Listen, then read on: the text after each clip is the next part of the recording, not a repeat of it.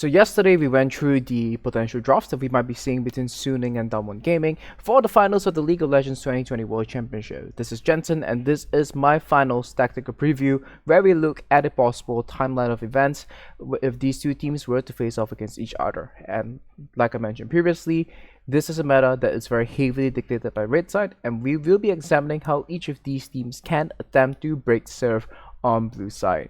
Now let's take a look at the profile of the teams. Damwon, they pretty much play the same style and go for similar styles of drafts, both on blue side and for red side, where they can go for a stacking gate Drake strategy where they play around the likes of Graves and Kindred and go for the Graves versus Kindred dynamic, or they can go for a scaling top laner where they put Nuguri on the form of Ornn, on the form of Cannon, to provide the strong team fighting options later into the game. While I have pointed out in my semi-final preview of their game against G2, they can be exploited in their setup as they open up on the map during periods where there is no objective activity. So when Dragon is not up, this is a team that will tend to prioritize 1-3-1s, and they can be picked off in these scenarios. Whereas for Suning, I do think that this is a team that has a much clearer distinction as to how they play, where if they play on red side, they have a very strong focus for the top lane, counter picking for Bin, and then pouring resources into him. While they can go for the scaling team fighting option on blue side, or they can go for the Drake stacking option depending on what they have available to them in the draft. Whereas in terms of objective control, Suning has shown to be slightly weaker in terms of zone control, partially because Bin is not very proficient at playing tanks, and when he does play the tanks, we saw that they dropped the ball a little bit in the Ornn game that they played in the TES series. So let's take a look at what might happen should Suning be on red side. Damwon, we can assume that they can try to stack for Drakes in general, or this could be a scaling top laner pick. But if Bin has counter pick, we cannot assume that Nuguri will be able to have a scaling pick in the top lane itself. In both of these setups, we will expect a parallel sort of game plan, but Damwon will play towards the bottom side of the map, and Suning will play towards the top side of the map. However, Suning has shown mistakes in the past where they have over-indexed on contesting for Rift Herald, and if Damwon is stronger at this point of time with a stronger team fight, they can definitely punish Suning. During the mid-game portion, before the Baron becomes a major objective, Suning can play for map control, and we should expect them to cross map, sacrificing Drakes and perhaps looking for picks on the cross map.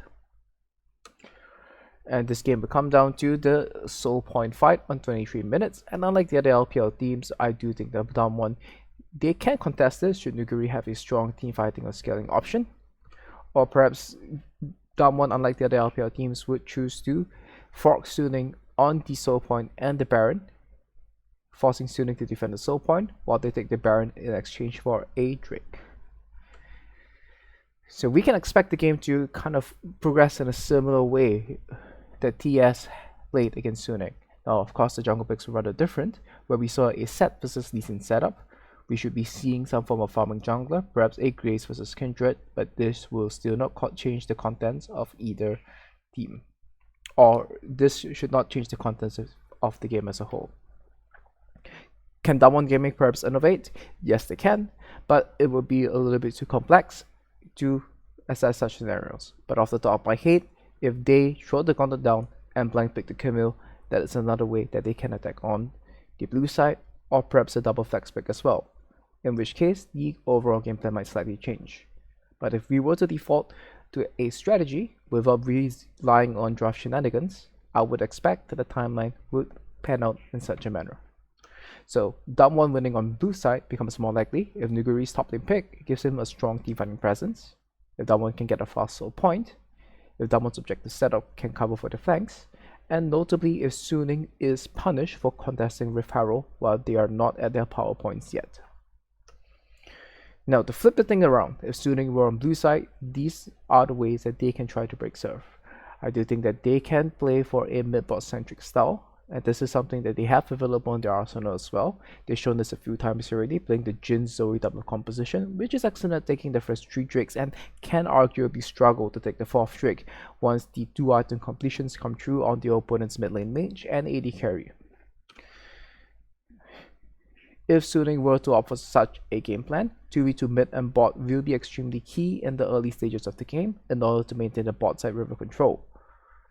Damwon has got means of punching back and contesting the bottom side control during a possible blue buff handoff, and if they were to get their hands on likes of this of Fate or a champion with a strong level 6 spike in the mid lane, they can attack the bot lane as well and wrest control away of the bottom side river away from Suning, especially during a blue buff handoff window. And while the Rift Herald will benefit Suning in this game, its value is rather diminished as they will prefer to slowly siege and choke out their opponents and rotate between lanes. Now the mid game will be the crucial portion, where Suning would really want to be snowballing against Damwon, and while stacking for Drakes for soul point is definitely an option, they will be looking for possible windows for engages on the mid lane if Damwon opens 1-3-1, like I pointed out the LZK teams tend to do when they are behind on the map. Should Suning be able to secure enough of a lead in the early and mid game, they will be able to secure both mid and bot push on the Dragon Soul or mid and top push if they were to want to set up for Baron as the game winning objective. Stacking for soul point or securing sufficient enough of a map control lead will be Suning's path to victory on blue side. Some examples of drafts that can pan out in such a manner will be G2 versus Damwon Gaming, which Damwon Gaming were able to contest it with 2v2, and G2 found themselves shut out of being able to make progress in the game as the people who had to break serve on blue side. Whereas Suning against TS, what they did lose this game, the early game setup should be what we are expecting, where we see the Kindred path to the spot side, stack multiple Drakes, and then them trying to flip for a fight on the soul point. Suning winning on blue side becomes more likely if SOFM and Angel have a stronger 2v2 mid jungle.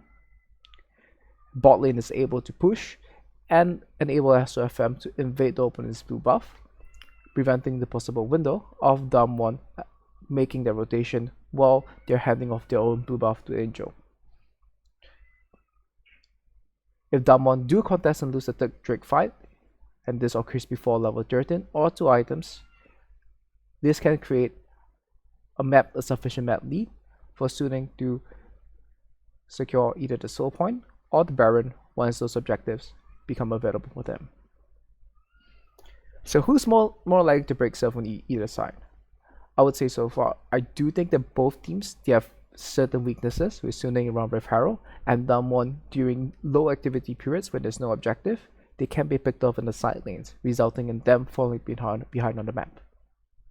It's a very tough one to call, but my gut tells me that I think that Suning, they have slightly better tools at this point of time, but we do not have enough information, as Damwon hasn't shown all that much this tournament and could very well pull up some interesting strategies on the blue side to break serve and win the series for themselves.